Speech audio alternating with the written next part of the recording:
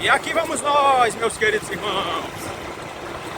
Estamos indo ali no povoado Santa Teresa, município de Matões, para realizarmos a obra do Senhor. Grande culto daqui a pouco. Vamos estar louvando a Deus e ministrando a palavra do Senhor. João capítulo 20. Nós vamos meditar um pouco nesta noite. Versículos 7 e 8. Nós não queremos nos estender muito, né, para não enfadar ninguém também. João capítulo 20, versículo 7 e versículo 8. A palavra de Deus nos diz assim: E o lenço que estivera sobre a cabeça de Jesus, e que não estava com os lençóis, mas debaixo num lugar à parte, então entrou também o outro discípulo que chegara primeiro ao sepulcro, e viu e creu. Louvado seja o nome do Senhor. Podem sentar. Queridos irmãos, ouvintes da palavra do Senhor nosso Deus, estamos aqui diante da palavra do Deus que fez os céus e que fez a terra. Uma palavra que é viva e eficaz, é mais penetrante do que qualquer espada de dois gumes, e penetra até a divisão da alma e do espírito, das juntas e medulas, e é apta para discernir os pensamentos e as intenções do coração. Aqui nós estamos diante de uma narrativa bíblica, onde nós podemos perceber que está se tratando da ressurreição do Senhor Jesus Cristo.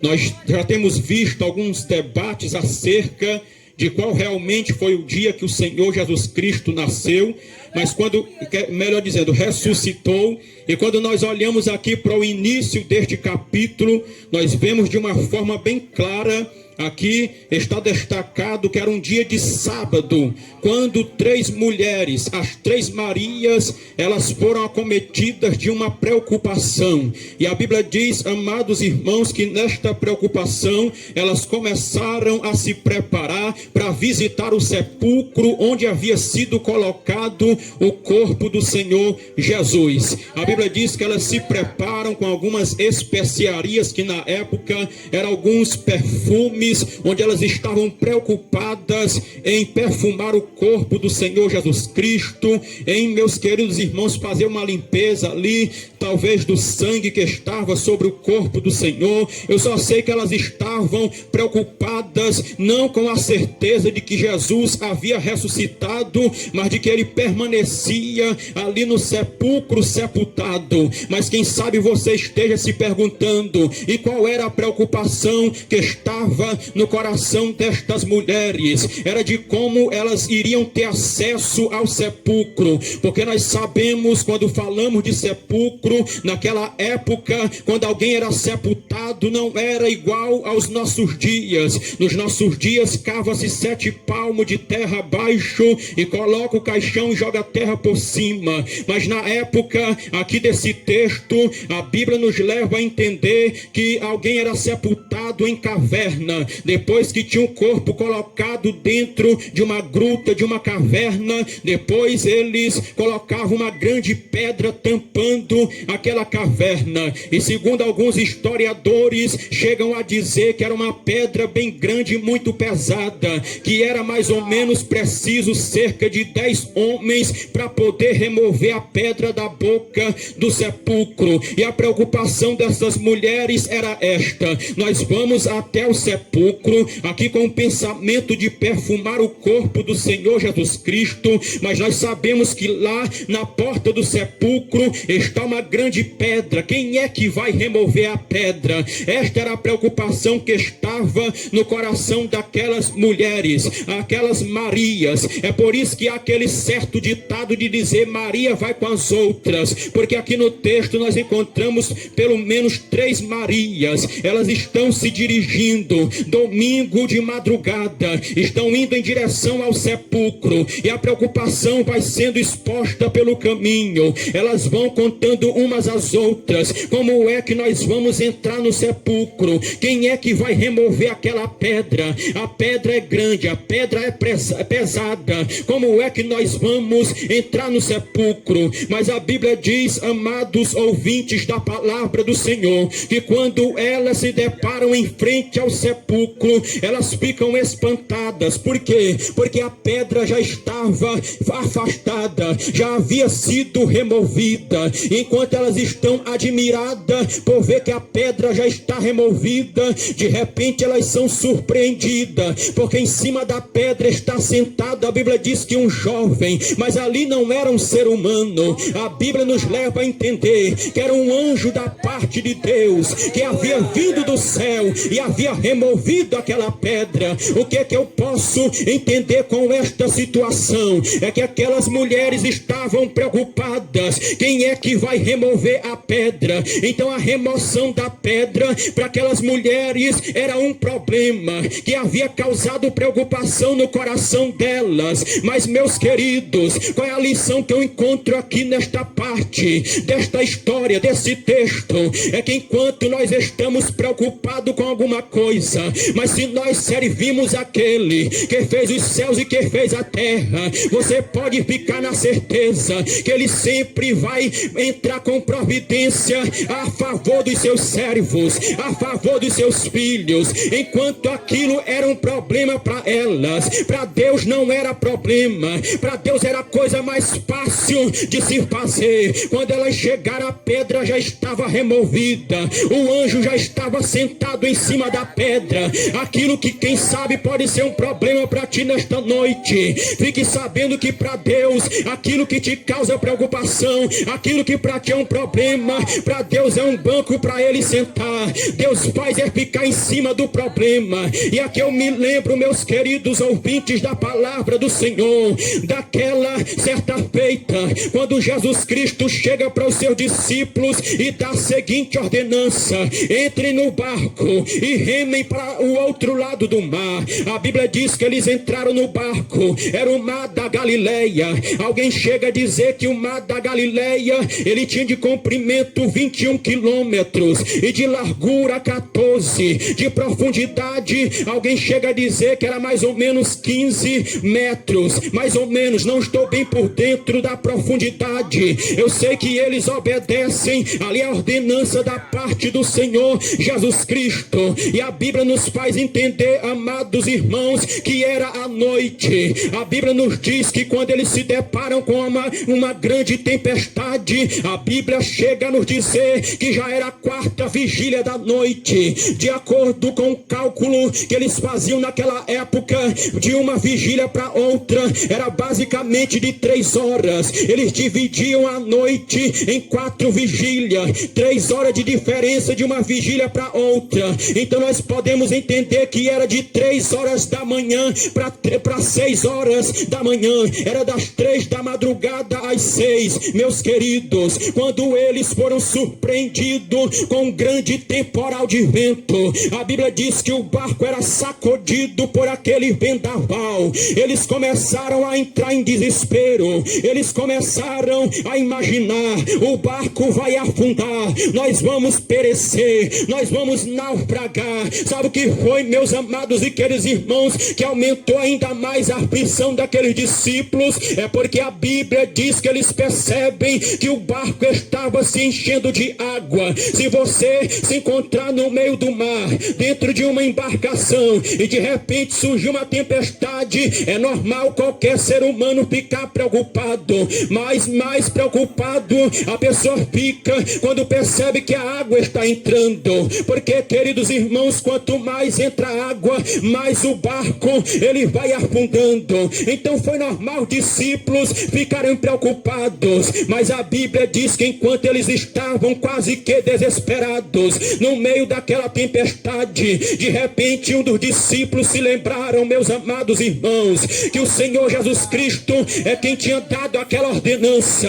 E nós precisamos entender que quando o Senhor Jesus Cristo ele diz uma palavra, você pode ficar ficar na certeza que aquela palavra vai ter um bom resultado, pois é isto que está escrito no livro de Isaías, no capítulo, bendito seja o nome do Senhor, no capítulo 55, o versículo 11, a Bíblia diz que a palavra de Deus não volta vazia, mas ela cumpre o propósito para o qual ela foi enviada. Então, se a palavra de Deus diz que Deus cura, você pode ficar na certeza, porque Ele é poderoso para fazer milagre. Se a palavra diz que Deus liberta, que Deus salva, que Deus transforma, você pode acreditar, porque é isto que Deus vai fazer na vida daquele que acredita. E os discípulos estão desesperados, parece que o barco vai afundar, mas quando pensa que não, meus queridos irmãos, lá vem alguém caminhando por sobre as águas. Aí é que eles ficam com medo e chegam a dizer: é um fantasma que está se aproximando. E quando Jesus percebe que o desespero está aumentando, de repente Jesus, ele diz para os discípulos: não temais, sou eu, louvado seja o nome do Senhor. E a Bíblia diz que Pedro, ouvindo aquela voz e percebendo que era o Senhor, ele disse: se é mesmo o Senhor, ordene que eu vá ao teu encontro por cima das águas. Aí Jesus Cristo disse: venha.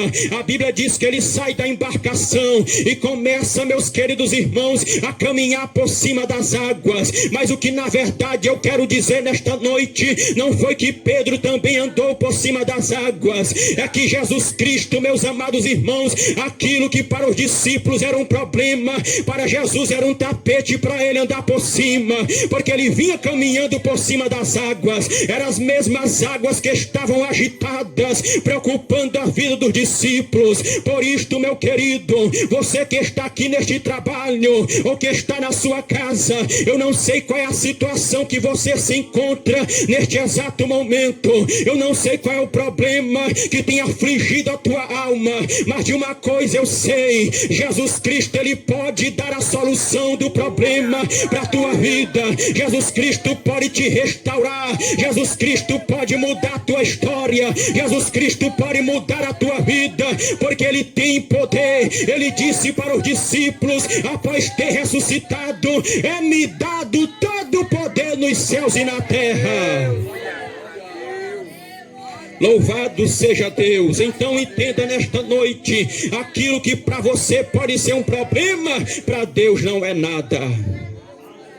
Aí a Bíblia diz, amados irmãos, que enquanto aquelas mulheres estão surpresas ali por ver que a pedra estava removida e em cima da pedra sentado estava um anjo, elas ali quase que paralisadas, o anjo tornou a dizer: por que é que vocês estão procurando o vivente entre os mortos? Ele não está aqui, porque já ressuscitou.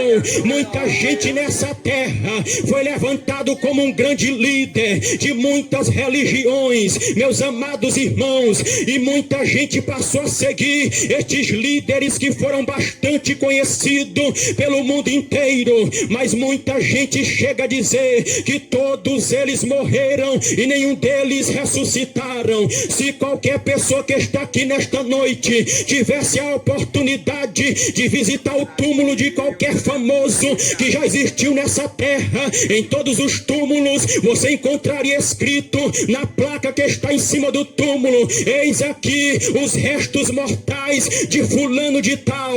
Mas se você tivesse a oportunidade de visitar Jerusalém, lá no sepulcro de José de Arimateia, onde foi colocado o corpo do Senhor Jesus Cristo, bem na porta do sepulcro, até hoje tem uma placa escrita, se eu não me engano, em 3 idiomas. Está escrito assim: ele não está aqui, porque já ressuscitou. Entenda que o Senhor Jesus Cristo, o qual nós estamos pregando nesta noite, ele está vivo para todo sempre. Eu me lembro, meus queridos, que após aqui este episódio, quando estas mulheres elas têm esse diálogo e recebem esta declaração da parte do anjo, a Bíblia diz que Maria Madalena, ela sai correndo em disparada para se encontrar com os discípulos do Senhor Jesus Cristo, para dar a notícia de que ele não estava morto, mas já tinha ressuscitado.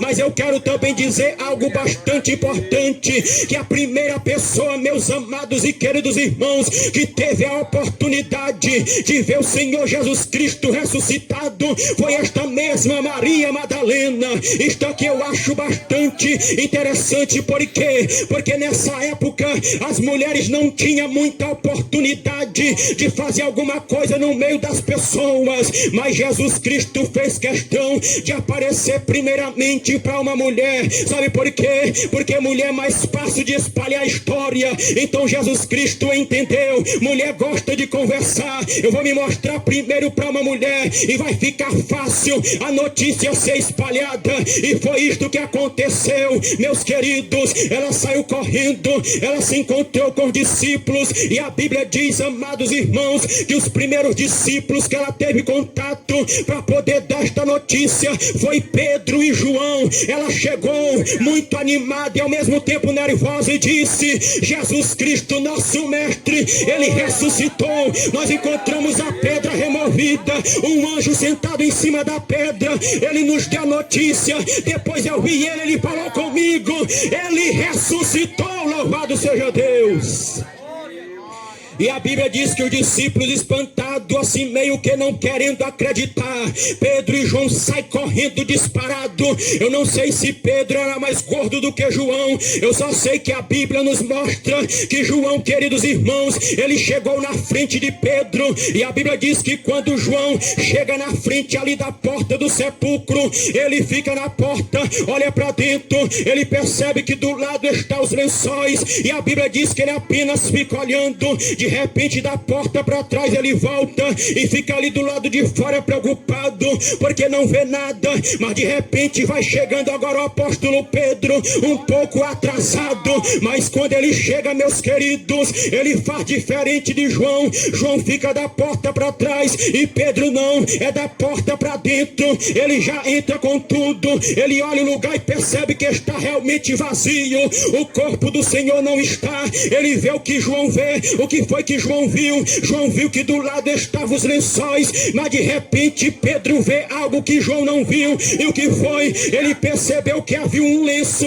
dobrado em um lugar à parte. Tem versão bíblica que vai dizer que o lenço estava enrolado, e foi depois que Pedro viu o lenço que o versículo vai terminar dizendo: ele viu e acreditou. Louvado seja o nome do Senhor. Porque o lenço dobrado, ele tem uma grande lição, que era um costume da época dos discípulos, dos judeus. Eles, meus queridos, sabiam muito bem o que é que aquele costume e o que é que aquele lenço dobrado queria dizer. Como era o costume, a tradição que os judeus, eles praticavam naquela época, é assim que se alguém fosse convidado para participar de uma refeição na casa de um amigo ou na casa de qualquer pessoa, enquanto ele estava sentado na mesa se alimentando, nos nossos dias acontece dessa forma. Você está se alimentando, mas se de repente você não quiser mais, o sinal que você vai mostrar que não quer mais participar daquela refeição é afastar um pouco o prato, se levantar e sair. Aí o dono da casa não precisa mais nem perguntar, mas muita gente por educação gosta de perguntar. Não quer mais, irmão? Coma mais, irmão, ainda tem, se faltar tem mais ali no fogão. Mas aqui, ao perceber, queridos irmãos, que não quer mais, é porque afastou o prato. Mas na época dos discípulos, como é que alguém percebia que aquele que estava se alimentando, ele não queria mais continuar aquela refeição, ou não queria repetir a refeição? Cada pessoa naquela época, quando se sentava na mesa, ele colocava um lenço ali do seu lado, e se enquanto ele estivesse se alimentando, chegasse alguém chamando na porta, e ele tivesse que sair para falar com a pessoa, o sinal que ele iria voltar era pegar o lenço, dobrar e colocar do lado. Isto o dono da casa já entendia. Eu não vou tirar o prato do lugar, porque o lenço dobrado significa que ele vai voltar para continuar. Mas se ele de repente, ao ser chamado e está no meio da refeição, pegasse aquele lenço e jogasse de qualquer jeito, ele estava dizendo: pode retirar o prato, eu não vou voltar para continuar. É esta refeição. É por isso que quando o apóstolo Pedro, ele entra no sepulcro, ele percebe que o lugar está vazio, os lençóis estão ali, mas de repente ele vê que o lenço está dobrado em um lugar à parte. A Bíblia diz que ele veio crer. Por quê? Porque dentro dele ele tinha compreendido, de fato ele ressuscitou. Ele não está aqui, ele está em algum lugar, mas esse lenço dobrado significa que ele vai voltar. Louvado seja o nome do Senhor Jesus Cristo para sempre. Então isto, queridos irmãos, é uma grande lição. Hoje nós estamos pregando a palavra de Deus. Se eu não me engano, parece que a irmã missionária Francisca disse que há 11 anos atrás esteve aqui pregando a palavra de Deus. Mas, meus queridos irmãos, com isto eu quero dizer que há muito tempo a palavra de Deus tem sido pregada, e em muitas das pregações se ouve dizer: Jesus Cristo vai voltar, Jesus Cristo está voltando. Eu quero que nessa noite você entenda que realmente pela palavra ele vai voltar, ainda que para muita gente parece que não vai mais acontecer, porque eu já ouvi dizer que tem muito pastor que não acredita mais que Jesus Cristo vem arrebatar a igreja, mas nós acreditamos, e eu pelo menos vou continuar acreditando que ele vai voltar. E se nessa noite você ainda não tomou a tua decisão, corra para os pés do Senhor Jesus Cristo, porque ele vai voltar. Lá em Hebreus capítulo 10, no versículo 37 está escrito: porque por um pouquinho de tempo o que há de vir virá e não tardará. Lá em 1 Coríntios capítulo 15, no versículo 51, o apóstolo Paulo escreveu dizendo: eis que vos digo um mistério, na verdade nem todos dormiremos, mas todos seremos transformados no momento, no abrir e fechar de olhos, ante o toque da última trombeta, porque a trombeta vai tocar, e os que morreram em Cristo ressuscitarão primeiro, e nós, os que ficarmos vivos, seremos transformados, e todos nós vamos subir para nos encontrar com o Senhor Jesus Cristo nos ares. E você que não está preparado, te prepare, corra para Jesus, porque de fato e de verdade ele vem buscar o seu povo. A Bíblia diz em João capítulo 14, a partir do versículo 1, Jesus Cristo dizendo para os seus discípulos: não se turbe o vosso coração, credes em Deus, mas crede também em mim. Na casa do meu Pai há muitas moradas, se não fosse assim eu vos teria dito: vou preparar-vos lugar, e quando eu for vos preparar lugar, virei outra vez e vos levarei para mim mesmo, para que onde eu estiver, estejais vós também. Vós bem sabeis o caminho e para onde eu vou. Aí de repente Tomé toma a palavra e diz: Senhor, nós não sabemos o caminho e nem para onde o Senhor vai. Aí foi bem aqui, queridos irmãos, que Jesus disse o versículo mais conhecido pelas pessoas, que a gente vê em quadro, vê em lameira de carro. Ele disse em João 14, versículo 6: eu sou o caminho, a verdade e a vida, e ninguém vem ao Pai se não for por mim. Então o caminho para o céu se chama Jesus Cristo de Nazaré. Faça um compromisso com ele nesta noite e esteja preparado, porque ele vai voltar para levar o seu povo, e quem tiver preparado vai subir para morar no céu com ele para todo sempre, usufruindo de glória, de prazer e de alegria. Bendito seja o nome do Senhor para todo sempre.